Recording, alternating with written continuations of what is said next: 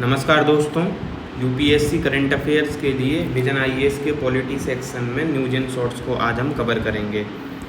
तो आइए पहले टॉपिक को हम देखते हैं। लोकसभा में उपाध्यक्ष का पद हमारा पहला टॉपिक है।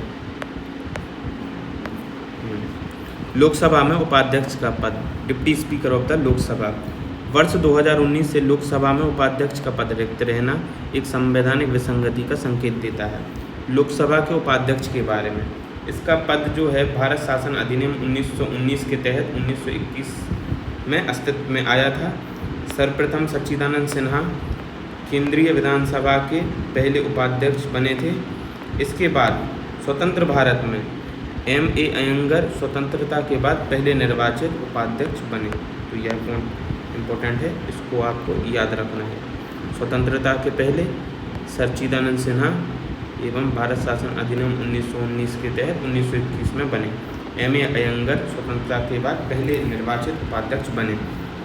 इसके चुनाव के संबंध में यह प्रावधान है कि अनुच्छेद 93 यह कहता है कि लोकसभा जल्द से जल्द अध्यक्ष एवं उपाध्यक्ष को चुनेगी। लंबे समय से चली आ रही परंपरा के अनुसार उपाध्यक्ष का पद विपक्ष के सांसद को दिया जाता है। पद त्याग और पद से हटाया जाना, आर्टिकल 94 में पद के रिक्त होने, पद त्याग और हटाने की प्रक्रिया का उल्लेख है। ध्यातव्य है कि लोकसभा उपाध्यक्ष सदन के सभी तत्कालीन सदस्यों के बहुमत से पारित प्रस्ताव द्वारा हटाया जा सकता है। अध्यक्ष अपना त्यागपत्र उपाध्यक्ष को सौंपता है, जबकि उपाध्यक्ष अपना त्यागपत्र उपाध्यक्ष को सौंपता है। कर्तव्य, अनुच्छेद 95 के अनुसार अध्यक्ष की अनुपस्थिति एवं रिक्ति की स्थिति में उपाध्यक्ष उसके कर्तव्यों का निर्वहन करता है। उपाध्यक्ष के पद का महत्व, संवैधानिक अनिवार्यता है। यह पद केवल औपचारिक नहीं है, क्योंकि संविधान में इसे अध्यक्ष के समकक्ष स्थान दिया गया है। निरंतरता, स्थिरता और संस्थागत संतुलन के लिए आवश्यक है। यह पद आपातकाल की स्थिति में द्वितीय नेतृत्व प्रदान करता है। 1956 में अध्यक्ष G.V. मावलंकर के आकस्मिक निधन के बाद M.A. अयंगर ने कार्यवाहक अध्यक्ष के रूप में कार्य किया था। विधायी कर्तव्य, उपाध्यक्ष महत्वपूर्ण सत्रों की अध्यक्षता करता है, समितियों का नेतृत्व करता है एवं गंभीर वाद विवाद का संचालन निष्पक्षता एवं प्राधिकार के साथ करता है। निष्कर्ष, एक निश्चित समय सीमा, जैसे नई लोकसभा की पहली बैठक के 60 दिन या एक वैधानिक व्यवस्था की शुरुआत की जा सकती है, ताकि समय सीमा के भीतर उपाध्यक्ष का चयन किया जा सके। इनकी रिक्ति से जुड़ी क्या समस्याएं होंगी? सभी प्रक्रियात्मक शक्तियों का अध्यक्ष के पास केंद्रीकरण होगा, क्योंकि अगर उपाध्यक्ष होगा ही नहीं तो समस्त शक्तियां अध्यक्ष के पास आ जाएंगी। तो अध्यक्ष सत्ताधारी दल का होता है, इसलिए संवैधानिक प्रावधानों की अवहेलना होगी। समावेशिता और सहमति की राजनीति को दरकिनार करना, यह भी स्थिति देखने को मिल सकती है। हमारा दूसरा पॉइंट है दल बदल की याचिकाओं पर अध्यक्ष की निष्क्रियता, in action by speaker on defection petitions.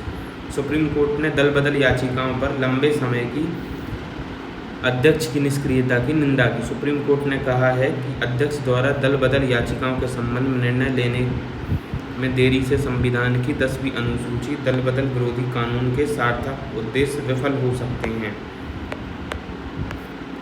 Supreme court के समक्ष कानूनी प्रश्न, क्या अर्धन्यायिक न्यायाधिकरण के रूप में अध्यक्ष को दल बदल विरोधी याचिकाओं पर एकता सीमा के भीतर निर्णय लेने का निर्देश दे सकता है? सुप्रीम कोर्ट की क्या टिप्पणियां हैं, ये देखते हैं। अध्यक्ष द्वारा निर्णय न देने के मामले में कोर्ट की शक्ति, सुप्रीम कोर्ट ने कहा कि यदि अध्यक्ष दल बदल याचिकाओं पर अपनी स्थिति को स्पष्ट नहीं करता है तो कोर्ट उस पर निर्णय देने में सक्षम है। उचित समय सीमा निर्धारित करने का कोर्ट का अधिकार, यद्यपि दल बदल याचिकाओं के परिणाम निर्धारित नहीं कर सकती, फिर भी कोर्ट अध्यक्ष को उचित अवधि के भीतर निर्णय लेने का निर्देश दे सकती है। उदाहरण के लिए केशव मेघचंद्र सिंह बनाम मणिपुर विधानसभा के माननीय अध्यक्ष और अन्य विवाद। 2020, यदि अध्यक्ष कार्यवाही करने में विफल रहता है तो सुप्रीम कोर्ट संविधान के अनुच्छेद 142 के तहत अपनी असाधारण शक्ति का प्रयोग कर सकता है। दल बदल विरोधी कानून के कार्यान्वयन में सुधार के लिए सुप्रीम कोर्ट द्वारा की गई अन्य टिप्पणियां। अध्यक्ष के निर्णय पर न्यायिक समीक्षा, यदि अध्यक्ष कार्यवाही करने में देरी करता है तो कोर्ट को हस्तक्षेप करने का अधिकार होना चाहिए। क्योटो हुडवन केस बनाम जाचिल्लीवाद 1992 में यह फैसला आया था। दूसरा पॉइंट, अध्यक्ष की निष्पक्षता। अध्यक्ष को एक राजनीतिक व्यक्ति के बजाय एक तटस्थ निर्णायक के रूप में कार्य करना चाहिए। रवि एस नाइक बनाम भारत संघवाद 1994 में यह फैसला आया। तीसरा पॉइंट, दल बदल संबंधी मामलों के लिए स्वतंत्र अधिकरण। इस संबंध में अध्यक्ष द्वारा शक्तियों को एक स्वतंत्र अधिकरण को हस्तांतरित करने पर विचार किया जाना चाहिए। कर्नाटक विधायकों की अयोग्यता से संबंधित बात 2020। आइए इस प्रावधान को समझते हैं कि दल बदल विरोधी कानून है क्या। पृष्ठभूमि, इसे संविधान में 52वें संविधान संशोधन अधिनियम 1985 के माध्यम से लाया गया था। इसके द्वारा संविधान में 10वीं अनुसूची को जोड़ा गया था। इसका उद्देश्य राजनीतिक दल बदल को रोकना था। उद्देश्य क्या है?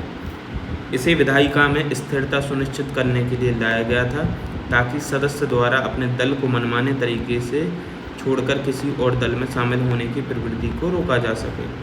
सदस्य के लिए अयोग्यता ठहराए जाने का आधार, दल की सदस्यता स्वेच्छा से छोड़ना, सदन में मतदान के दौरान पार्टी व्हिप का उल्लंघन करना, ये आधार हैं दल बदल कानून के लिए अयोग्य ठहराए जाने के लिए। अध्यक्ष सभापति की क्या भूमिका है?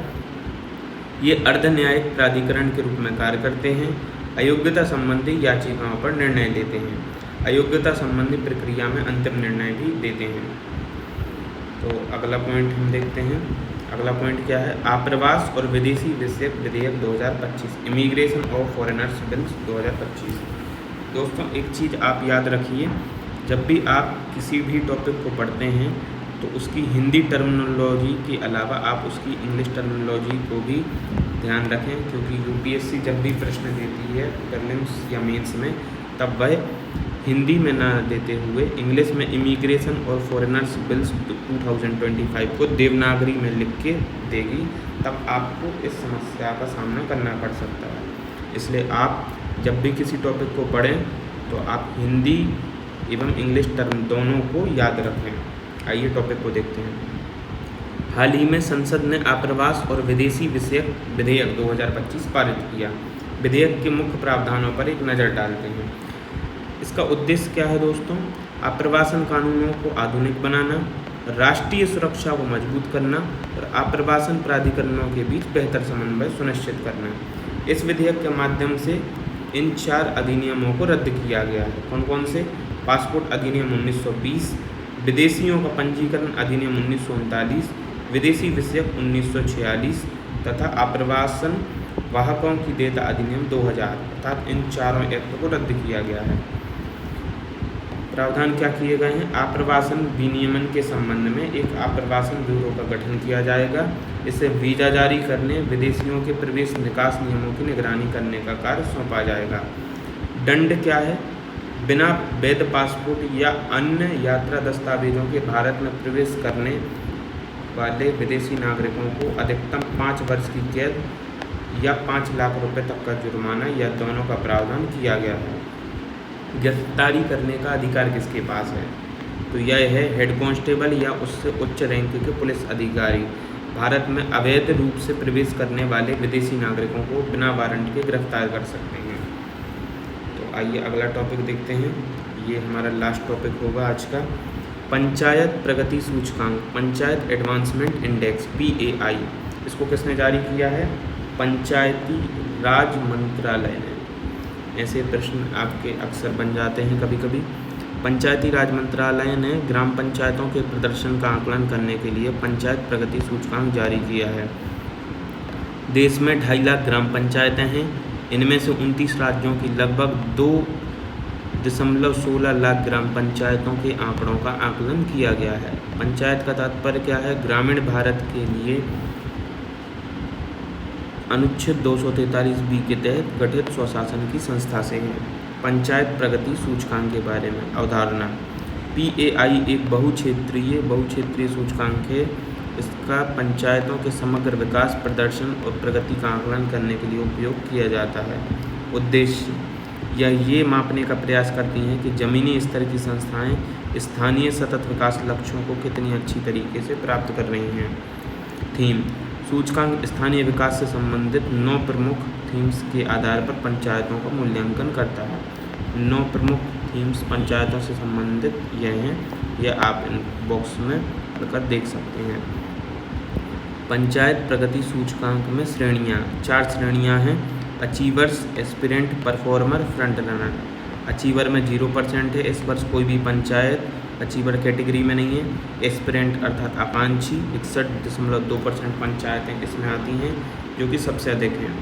परफॉर्मर में प्रदर्शनकर्ता में 36% है, काफ़ी संख्याओं ने पंचायतों ने मध्यम स्तर की प्रगति हासिल की है।